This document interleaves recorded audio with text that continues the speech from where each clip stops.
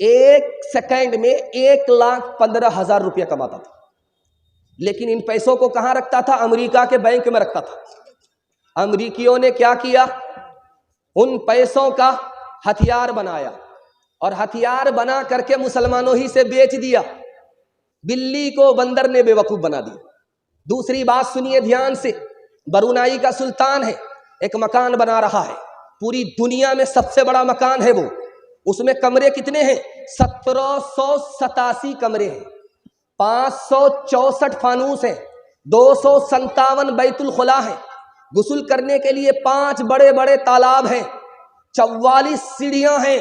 صرف جھوٹی شان دکھانے کے لیے مسلمانوں نے پیسے کو پیسہ نہیں سمجھا، جبکہ پوری دنیا میں 15,000 سے 20,000 لوگ بھوک کے مارے ایڑیاں رگڑ کر کے مر جاتے ہیں۔ آخری نمونہ آپ کی خدمت میں لے کر کے آ رہا ہوں، اس کو بہت دھیان سے سنیے گا جو میں آپ کو سنانے کے لیے جا رہا ہوں۔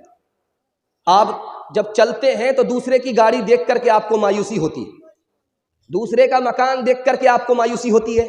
تجربے کی بات آپ کے سامنے رکھنے کے لیے جا رہا ہوں، اس کو بہت دھیان سے سنیے گا۔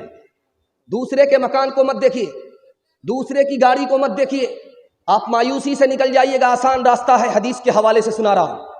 اللہ کے رسول نے کہا اوپر کے لوگوں کو مت دیکھو، نیچے کے لوگوں کو دیکھو۔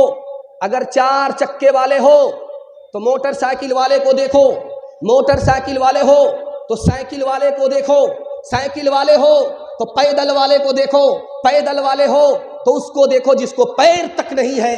تمہارا دل مضبوط ہوگا، میرے پروردگار تم نے مجھے 4 چکا نہیں دیا، گاڑی اور بنگلہ نہیں دیا، کوئی فرق نہیں پڑتا، چلنے کے لیے پیر تو دیا ہے۔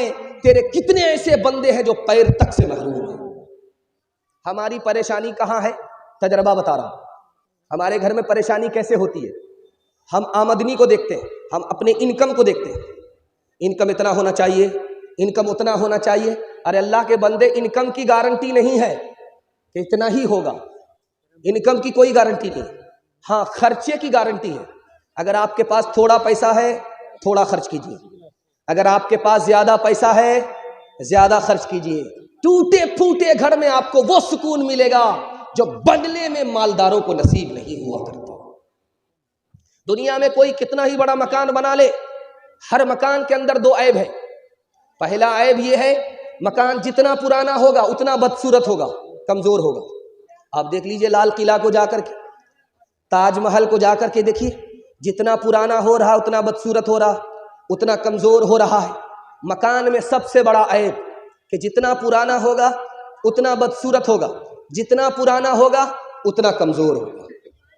دوسری وجہ، مکان کو یا تو مالک چھوڑ کر کے جائے گا یا تو مکان مالک سے چھٹ جائے گا۔ 2 بات میں سے کوئی ایک بات ضرور ہوگی۔ 4 مقصد کے لیے آدمی مکان بناتا ہے۔ پہلا مقصد سر چھپانے کے لیے جگہ مل جائے، یہ صحیح ہے۔ دوسرا مقصد سردی گرمی سے بچ جائے، یہ بھی صحیح ہے۔ تیسرا مقصد اس مکان میں سکون ملے، یہ مقصد بھی صحیح ہے۔ چوتھا مقصد ہے دوسرا تعریف کرے، یہ مقصد غلط ہے، حرام ہے، گناہ ہوگا۔ بغداد کا امیر تھا، 90 سال کی عمر ہو گئی تھی، 300 سال کے لیے مکان کرائے پر لیا، کرائے پر مکان لیا۔ تو ایک آدمی جلسے میں آیا، اعلان کر دیا کہ ملک الموت کا انتقال ہو گیا۔ تو یار ملک الموت کا کیسے انتقال ہو گیا؟ رانچی سے آئے ہو کیا؟ کہا کہ نہیں، 90 سال کا بوڑھا 300 سال کے لیے مکان کرائے پہ لے رہا ہے، اگر اس کو یقین ہوتا کہ ملک الموت زندہ ہے تو اتنی لمبی مدت کے لیے جہاں تک وہ زندہ بھی نہیں رہے گا مکان 300 سال کے لیے کرائے پر نہیں لیتا۔ یاد رکھیے ایک بات، آپ اچھے مکان میں رہتے ہیں آپ کو ثواب نہیں ملے گا، اچھا کھانا کھاتے ہیں آپ ثواب نہیں ملے گا، اچھا کپڑا آپ پہنتے ہیں ثواب نہیں ملے گا، اور آپ باسی بھات کھا کر کے گزارا کر رہے ہیں آپ کو گناہ نہیں ہوگا۔ اللہ کا انصاف دیکھیے، ٹوٹے پھوٹے مکان میں رہنے والے کو گناہ نہیں ہوتا، بڑے بنگلے میں رہنے والے کو ثواب نہیں ہوتا۔ اس کا کتنا اچھا انصاف ہے کہ اس نے اس پر بھی ظلم نہیں کیا، اس پر بھی اس نے ظلم نہیں کیا۔ میں آپ کے سامنے ایک پیغام رکھنے کے لیے جا رہا ہوں، بے حساب پیسہ مت خرچ کیجئے۔ ایک بات تجربے کی یاد رکھیے، چھوٹا بچہ ہے آپ کا، اس کو اچھا کپڑا پہنائیے، آپ احسان بھول جائیں، اس کو اچھا کھانا کھلائیے، بڑا ہوگا احسان بھول جائے گا. اچھا مکان بنا کر کے دیجئے، احسان بھول جائے گا. ایک احسان کیجئے، زندگی بھر یاد رکھے گا. ماشاءاللہ چندہ دیا ہے. ایک احسان یاد رکھیے، دیجئے، زندگی بھر احسان یاد رکھے گا. ایک احسان کیجئے. وہ احسان کیا ہے کہ آپ جاہل ہیں، کوئی فرق نہیں پڑتا، اپنے بچے کو پڑھا لکھا دیجئے، زندگی بھر احسان کو مانے گا. ہاتھ اٹھا کر کے وعدہ کیجئے انشاءاللہ بچے کی ہر خواہش پوری کریں گے. ہاتھ اٹھائیے انشاءاللہ. ایک ہاتھ میں کرکٹ کا بلہ، دوسرے ہاتھ میں اسکرین ٹچ موبائل ہوگا. ہاتھ اٹھائیے. کچھ لوگ ڈس بریک مار رہے ہیں، کچھ لوگ کنیا کے بھی ماموں ہیں، دلہا کے بھی ماموں، ہر بات میں ہاتھ اٹھا رہے ہیں. گویا وہ جگہ پر نہیں ہے، ہندوستان میں نہیں ہے، قبرستان میں. جلدی سے بیدار ہو جائیے ورنہ آپ کا جنازہ ہی ہم پڑھ دیں گے. کتنا اونچا قصر دنیا کو بنا لے جاؤ گے، کتنی گہری اس کی بنیاد دیکھو ڈالے جاؤ گے،